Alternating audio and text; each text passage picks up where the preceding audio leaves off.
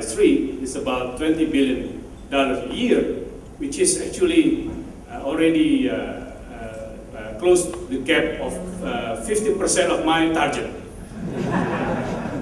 And as Tom indicated earlier, later today, I will also accompany the President of Indonesia as well as Chinese President in witnessing a series of arrangements and contracts to be signed between the two sides of Indonesia companies and the Chinese side. And if you look at their figure, then I know where to find the other 50%. So my job is actually just to build or establish a task force in the board to ensure that they will really invest the plan and they really follow suit their promise. And of course, in exchange, we will make sure that they will do it. If that happens, then I can do many other things, because I've done my whole annual target by focusing on these two companies' origins only, because it covers the whole, which I, up to yesterday, still think too ambitious. But today, after looking these two different figures, maybe it's too modest, but let me suspend my judgment until the time I need to disclose the next year target. But another interesting feature of the study is, of course, the 183 employees that could be in a way facilitated by this investment. And of course, I would be ensure that most of them, if not all, are Indonesian nationals. What I want to say about this is not only, it's a big figure in itself, 183,000 people. But if you go to the list of the American companies, then we talk about high quality investment, which equals to high quality, semi and high skilled workers of Indonesia. That is what we want to do going forward. It's not only the figure that matters in terms of the value of the investment, it's the quality of the investment itself. Because what I think is important for Indonesia going forward, which is slightly different from Indonesia in the past, is that we would prefer high quality investment to be investing in Indonesia, because it would bring good results for the companies, but at the same time, for the semi and high skilled workers, at the same time for the government, because these companies abide and comply with tax regulations, which I'm still familiar because of my previous responsibility, and comply with the environmental standard, and of course very much comply with the social and local values and objectives. So this is the kind of investment we would like to see. And without saying too obviously, this is the high value added investment along the higher value chain of industry. That's what makes the difference between the future focus and what we have up to date. Because Indonesia today is Indonesia that would like to continue growing at a respectable rate, but at the same time sustainably. So with that, let me now focus on the policy recommendations, because this is the most relevant part to my work, because if If I focus too much on the good parts, then I feel too complacent and then I will not do my homework. So let me focus on the policy considerations by the report. Now, it is divided into three parts: regulatory uncertainty, infrastructure, and human capital. Let me respond to some of the points mentioned here by the report. On the regulatory uncertainty, at least we have already put in place three elements that will tackle these issues. One, on the simplification of investment procedure. It is an ongoing work, and I will ensure that the already improved start-up business and whole process of the licensing will continue. Within our own office, the integrated one-row system licensing procedure has been reduced to 3 days from many more days required in the past. But I will see whether, in addition to an accelerated time, we could also provide a reliable online system. So that would provide less necessary for face-to-face interaction. The second sub-item of policy consideration is engaging civil society and the business community in the policy-making process. Yes, absolutely. We will make sure that this recommendation will be followed up. Not only, of course, up to now, we have a very strong and reliable so-called committee on investment within the investment board. But going forward, I would like to see that this policy investment committee is broadened up. Not only in a way having the businessmen representatives as members, but other stakeholders. We are thinking of possibilities of the civil society being involved, and also our link to the local government representation. Because otherwise, we might focus too much on the start-up side, on the beginning side, and then we don't facilitate enough in the implementation and the operational side, which I think is even a bigger concern in the more competitive world. The other one is still within the policy consideration, as the point regarding strengthening the role of Ministry of Home Affairs and provincial governments. Well, as some of you might know, this is my second day, and I'm happy this event could start really on time at military time 1000 hours according to the invitation and plan. And that's good. For you, or some of you, this might be your first event. For me, for better or worse, this is my third meeting, unfortunately. But that shows you the dynamic of Indonesian economy and the demand for us to respond accordingly. Now, with regard to the home affairs, we are going to travel to Bali in the coming days for attending the APEC series of meetings. And we, within the investment board, have invited all local investment board chief to be there, and we will have the coordinating meeting right away. And the message is very clear, that all the regulations and policies that they are issuing have to be in line with the ones that we are going to pursue further, which basically following the reform agenda. Among others is the issue of wage remuneration.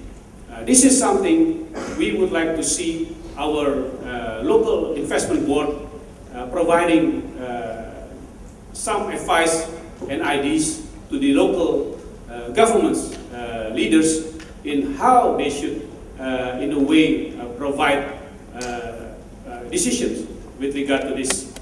I will go a little bit detail about this afterward.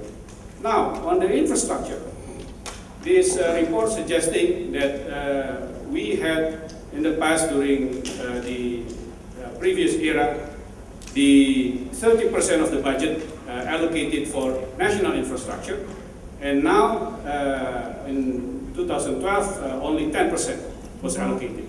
Let me report to you, for the 2014 budget, it would be close to 15% of the budget of the well, this time I could not take the credit because I'm no longer part of the Ministry of Finance, but I will convey your applaud to the Minister. The 15% budget for infrastructure, and of course we want to see that increase to 20%, but within the sustainable fiscal policy. Otherwise, then we will have the complication of the issue of public debt and fiscal sustainability. And on the issue on land acquisition law, yes, absolutely. This is number one challenge for many of infrastructure projects development. And I understand and am well aware about this, and we are looking into how to improve the effectiveness of the regulation. The law is there, the presidential decree is there, it's more about the execution. And again, its consistency and effectiveness at the local level. On the PPP's issue, I would like to report to you, we have progressed quite well in the last 8 to 12 months.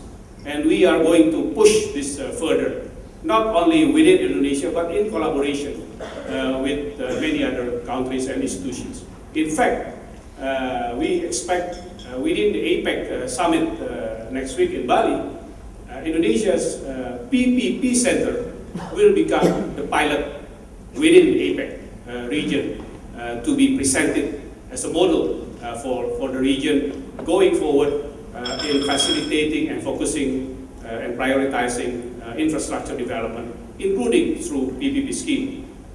Now, the third and probably the most important part of the policy consideration is the human capital.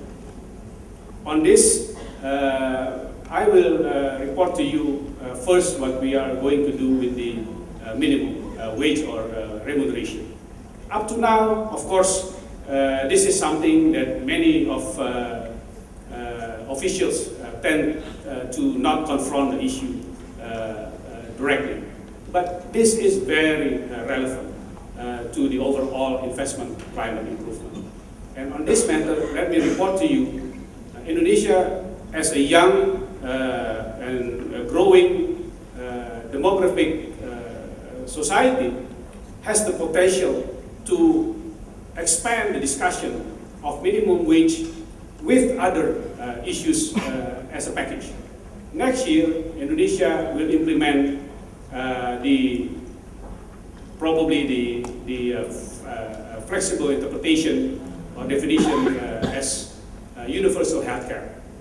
But on this case, please don't associate with other countries, because then you might be more skeptical listening to this. But put in the context where this is a society where more than 50% of the population is still under 30, so it's a very vibrant and very low dependency ratio.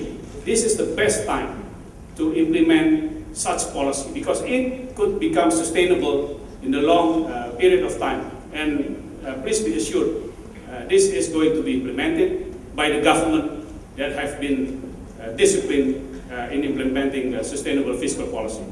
So if we have the health insurance issue, and the following year, in 2015, we will also implement the other series of social security, that is the pension plan and the retirement related or old age scheme, as well as other related to what we now say as the workers related insurance. So when we have the health insurance issue covered nationally, and the health insurance, the workers-related insurance covered also nationally, then the issue of minimum wage is not longer going to be the single source of income of the workers. And we hope by having that much broader discussion, we would come up with more rational consideration within the discussion of the wage itself. So it is not about to be or not to be anymore for the workers.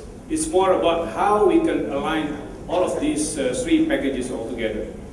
That would be the idea going forward. And we have already had the presidential decree on the guidance of how the local governments should decide on the minimum wage.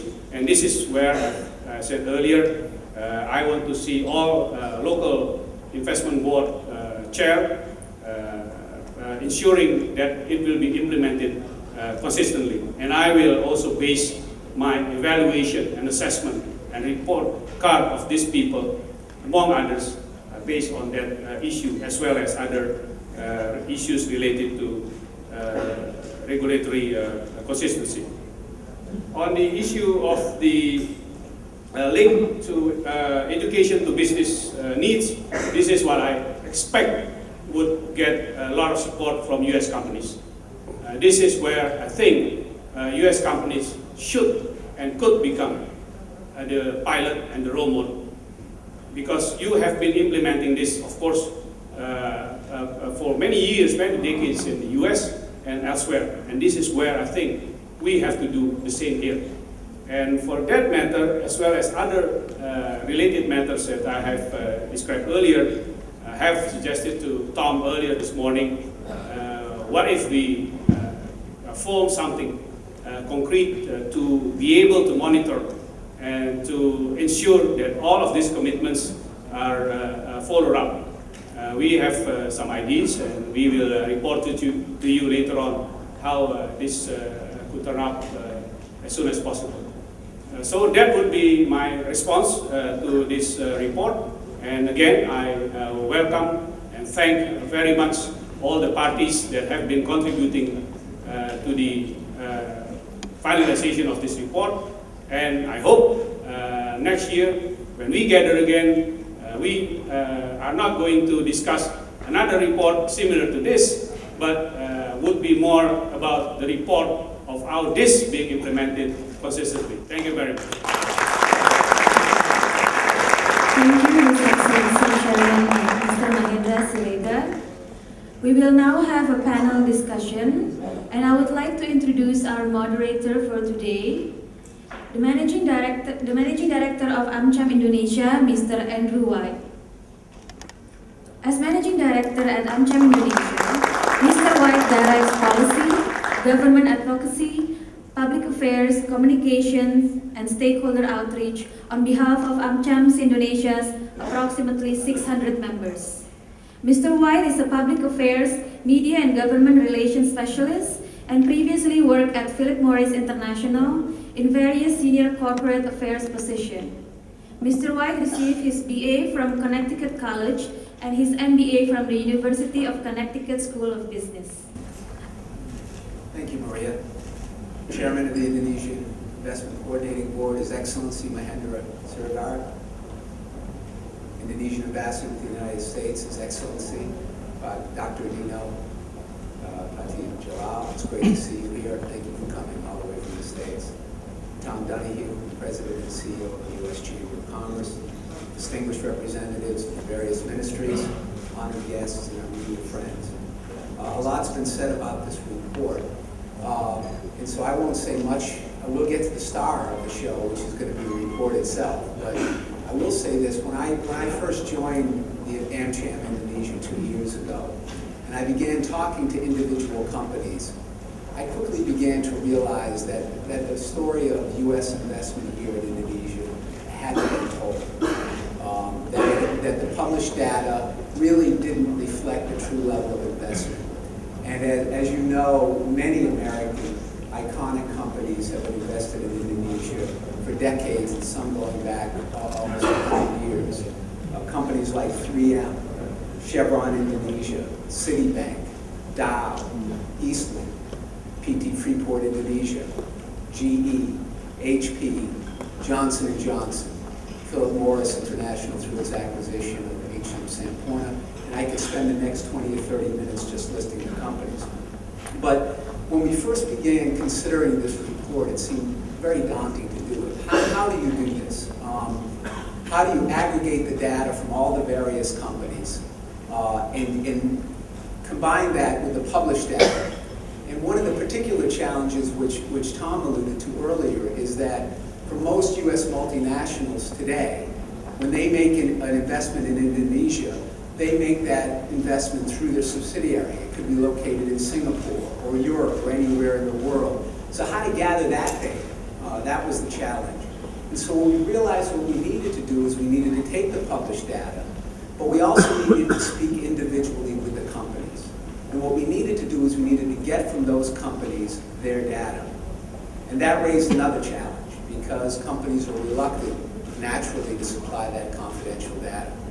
So what we did was we, working with US Chamber and USAID, we went and reached out to Ernst & Young Indonesia. Now Ernst & Young is one of the great accounting and consulting firms in the world. They audit most of the companies, or a fair portion already here in Indonesia. So they have the relationship with the firms. And then we needed to once we had this data, we needed to get the best economic team possible that could make sure this data was credible, that it was accurate, and also understood the unique attributes of Indonesia.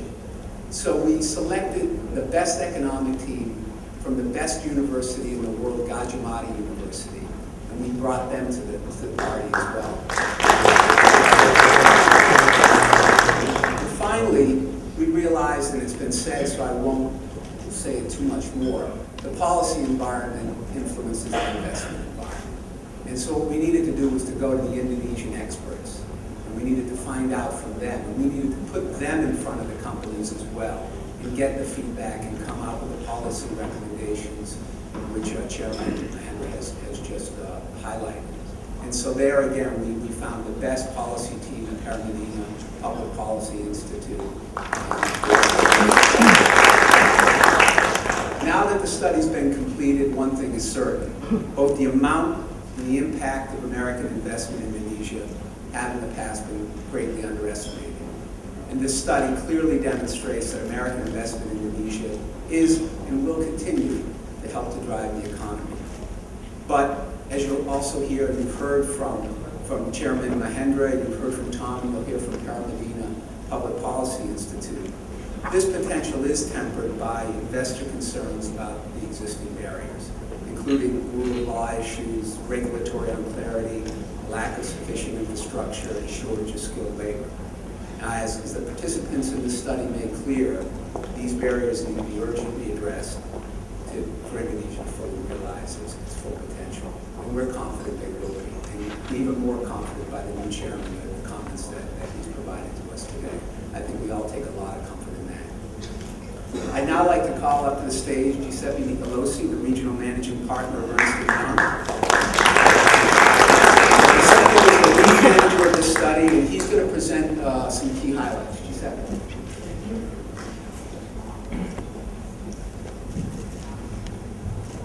Good morning, everyone. My job has been made very, very easy because most of the stuff that I need to tell you has been told. So, as you say, sometimes when you have to have an impactful comment and a statement, you say it again, and then in conclusion you say it again. So my job, as I said, has been made much easier. The study has been conducted by Ernst & Young, it was being commissioned by AmCham, as has been said earlier, and we worked very closely together with UGM, and we worked very closely together with Medina University, the Institute of Public Policy. The study is actually, it's not an easy study because it's not about published type of data that we looked at. We did primary research as well, we did secondary research in identifying what are the actual numbers behind what we see in the publicly available information. And what does numbers actually mean in actual fact? So the methodology we use, as I think Andrew mentioned earlier as well, was to actually not just to look at quantitative data, but we looked at both qualitative and quantitative data from interviews that we conducted with 35 different companies who have invested in Indonesia, who were agreeable to participate in the study. And there are many people that need to be thanked in this occasion. If I mention everybody, I think probably I will spend my allocated 10 minutes just mentioning names. And probably I will forget someone, so I'd better not say anybody, don't mention anybody. If I can have the first slide, please. Oh, here it is. Sorry, I was looking at that. So, as has been mentioned by Tom and others, the figure we came up with is that those 35 companies have actually invested $65 billion between 2004 and 2012. The figures you have heard may be different. You may have read different figures coming from BKPM, coming from Bank Indonesia. And the reason that you hear different figures is not because those figures are wrong, but it's because the methodology that actually is used to collect those figures is different. So for instance, BKPM is more interested in actually understanding what is the initial investment of foreign companies into Indonesia. What they don't have a responsibility for licensing of oil and gas companies or banking institutions, financial services institutions. So that data is not contained in the figure that BKPM publishes. Bank Indonesia, on the other hand, is more interested in the broader economy, so they actually measure the inflow and outflow of foreign direct investments in Indonesia. But what they do actually measure the investment coming from a given country. So when the cash transaction happens, they actually evaluate that that investment comes from Belgium, Singapore, Russia, whatever it may be, no, Russia, not, Germany or whatever. But what is not considered is actually that investment comes from US companies that use subsidiary in other countries to actually make the transaction. And therefore that particular investment is recorded under German investment or under Singapore investment. In fact, if you look at the publicly available information, the major investor in Indonesia is Singapore. It's not true. It's companies that actually channel their funds through a Singapore vehicle rather than being an investment from Singaporean companies. So that's where the disconnect comes. So our collection of data represents probably a true figure, a close figure to what the reality is. And we estimate it's actually undervalued as investment because we only interviewed 35 companies. AmCham has got 600 members today. So if you think about 600 different American companies, members of AmCham in Indonesia, which we have not talked with, the 65 billion may be a kind of a conservative figure that we estimated, but by and large we feel that comfortable with that figure, and therefore that's a figure that we are able to underwrite, if you will. The major areas of investment are primarily focusing on extractive industries and manufacturing. That's the data that we collected. And therefore, this by and large has been the two major sectors where